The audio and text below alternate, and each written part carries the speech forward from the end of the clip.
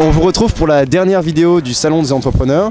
Donc vous avez suivi sur 2 jours l'ensemble des acteurs, vous avez suivi des jeunes entrepreneurs et vous avez suivi aussi beaucoup de partenaires de l'EM Lyon Business School.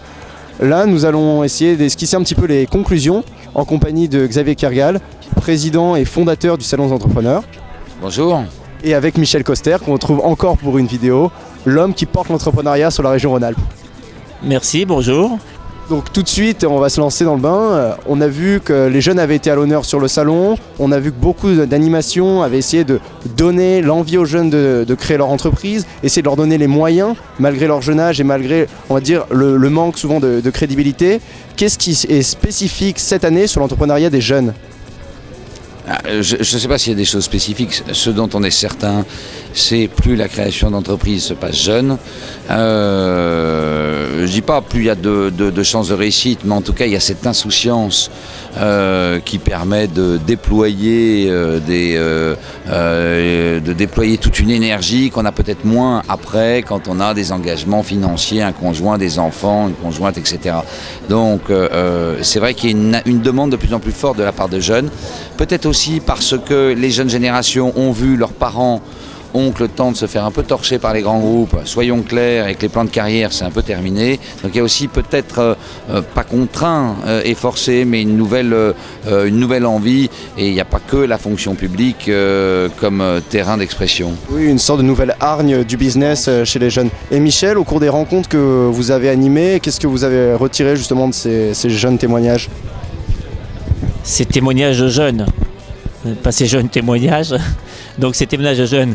Non, simplement, moi, ce dont je m'aperçois depuis plusieurs années, notamment chez nous à Lyon, c'est qu'il y a de plus en plus de jeunes qui sont intéressés par l'entrepreneuriat. C'est une bonne chose, ils sont intéressés par l'entrepreneuriat, pas simplement pour devenir créateurs, mais également pour aller vers le monde des PME-PMI. Et est-ce que sur cette nouvelle édition, on a des grandes tendances qui se sont dégagées ? Oui, non, il y a des messages en tout cas qu'on a cherché à envoyer, 2-3 messages importants. Le premier message, surtout pour les jeunes qui créent, parce que souvent on a les images des startups à l'heure actuelle, etc. N'oubliez pas une chose, c'est de facturer. Le point, c'est pas dur de créer une boîte, il faut quelques minutes maintenant pour créer une boîte. Le plus compliqué, c'est d'avoir des produits, des services, des forces commerciales, du développement commercial et de faire du chiffre d'affaires. Vous trouverez tous les financements que vous voulez, hein, surtout quand on est jeune, vous trouverez tous les fonds d'investissement si vous facturez. Hein.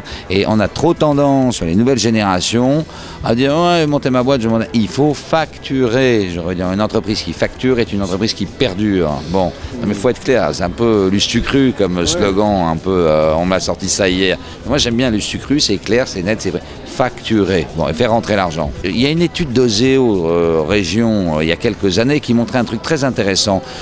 En France, on est les champions du R&D. Hein. Alors pour mettre le pognon en R&D, il en faut. Hein. On est les champions.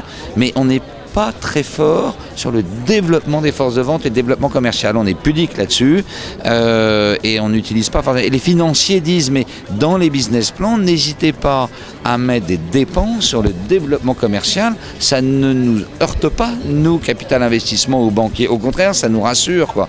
Donc à un moment, il faut vraiment y aller la tête dans le guidon et pas simplement du R&D, quoi.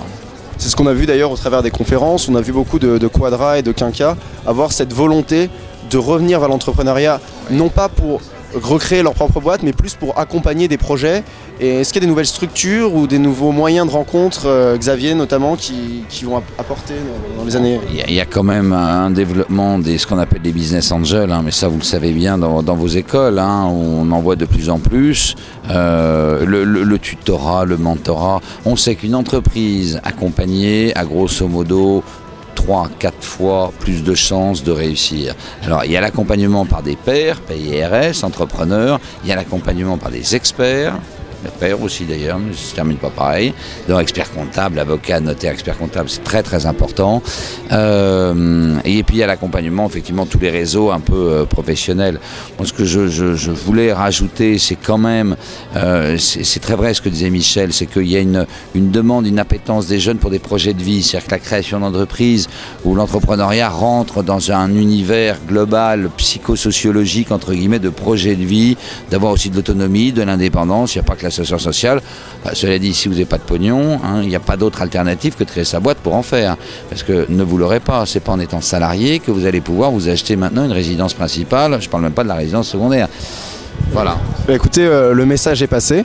Donc je vous remercie d'avoir rendu possible toutes ces conférences et surtout toutes ces rencontres. Donc Michel, merci beaucoup de nous avoir invités sur ce salon pour suivre tous ces entrepreneurs. Et Xavier, merci d'avoir rendu possible et d'avoir organisé encore un très beau salon des entrepreneurs. On va aller voir toutes les vidéos alors. Avec plaisir. Hein, Et moi je voulais vous dire bravo à vous.